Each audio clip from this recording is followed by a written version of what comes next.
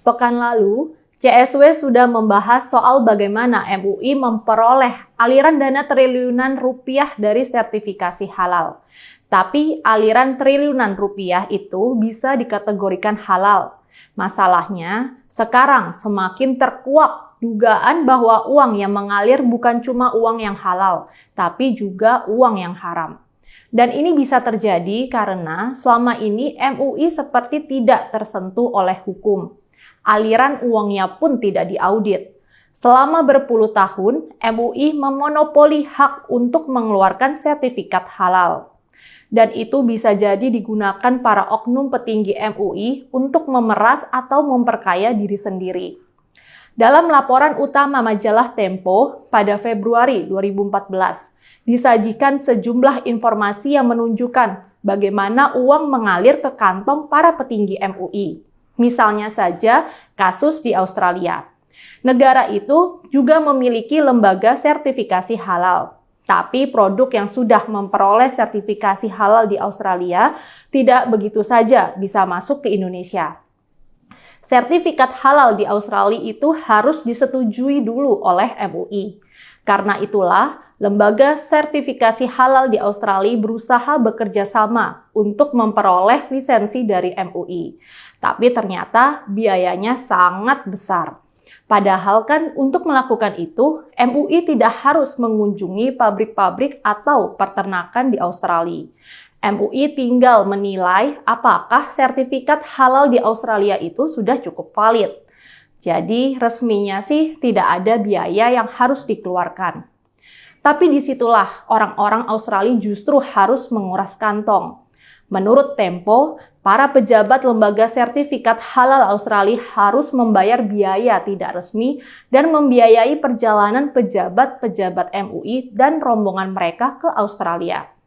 Semua pengeluaran MUI harus ditanggung, mulai dari makan, pesawat, hotel, dan uang saku. Jumlahnya ratusan juta rupiah. Tapi ini menjadi ramai karena ujung-ujungnya lembaga Australia tersebut tetap tidak mendapatkan lisensi halal. Bahkan tidak ada kabar sedikit pun dari MUI. Dan lebih dari satu lembaga sertifikasi halal di negara itu yang diberlakukan serupa. Laporan Tempo itu tidak hanya mengandalkan cerita burung.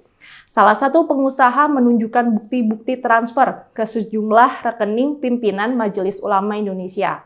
Besarnya bervariasi, dari puluhan juta sampai di atas 100 juta rupiah per satu orang. Biasanya praktek itu terjadi sampai pengusaha Australia menyatakan untuk mendapat izin masuk Indonesia, mereka harus menyuap pejabat MUI. Ada pula cerita tentang 6 perusahaan Australia yang berusaha memperoleh sertifikat halal MUI. Para pimpinan MUI minta diundang ke sana dan minta dibayar $300 Australia per hari. Salah satu pimpinan MUI yang berkunjung ke Australia selama sepekan itu adalah Kiai Haji Ma'ruf Amin. Total mereka dibayar 275 juta rupiah. Padahal seharusnya biaya sertifikasi itu gratis. Sungguh malang bagi perusahaan-perusahaan Australia itu. Walaupun mereka sudah dibayar begitu besar, MUI ternyata tidak bersedia mengeluarkan sertifikat halal.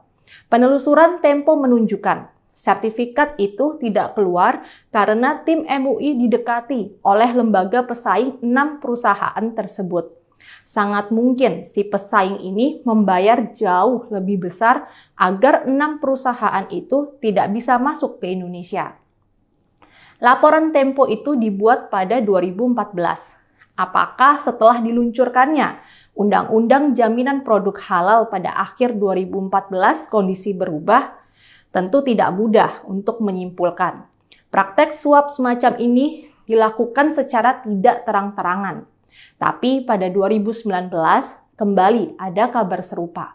Ada media terkenal yang memberitakan adanya pemerasan dan pungutan liar oleh oknum MUI terhadap lembaga sertifikasi halal asal Jerman. Cerita bermula ketika sebuah lembaga sertifikasi halal asal Jerman habis masa akreditasinya di Indonesia. Lembaga ini semula melakukan langkah-langkah prosedural biasa. Ternyata setelah semua dilengkapi, mereka diminta untuk membayar biaya perpanjangan akreditasi oleh oknum MUI.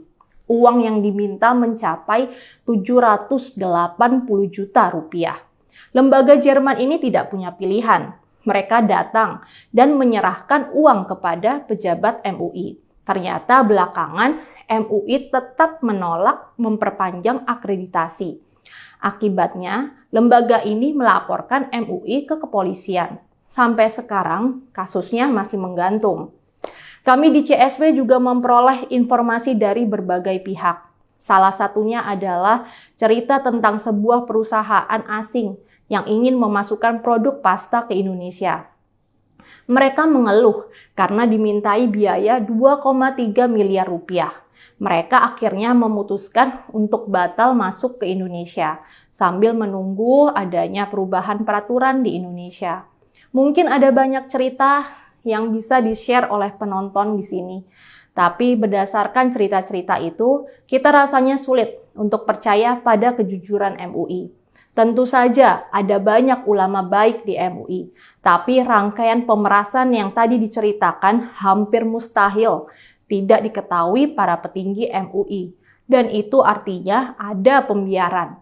Karena itu, kami menganggap harus ada peninjauan ulang tentang posisi MUI dalam proses sertifikasi halal. Seharusnya MUI tidak dicantumkan sebagai pemberi fatwa halal tunggal dalam undang-undang.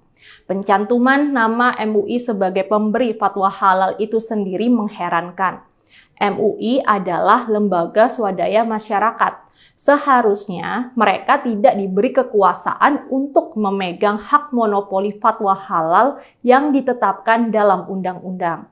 Dengan adanya otoritas itu, MUI berposisi seperti lembaga negara.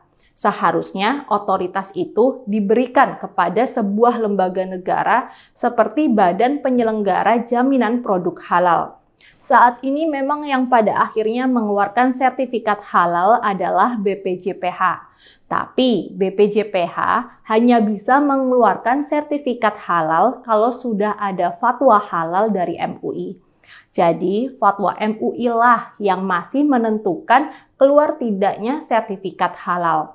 Ini yang nampaknya harus dirombak. Idealnya tidak perlu ada lembaga yang mengeluarkan fatwa halal.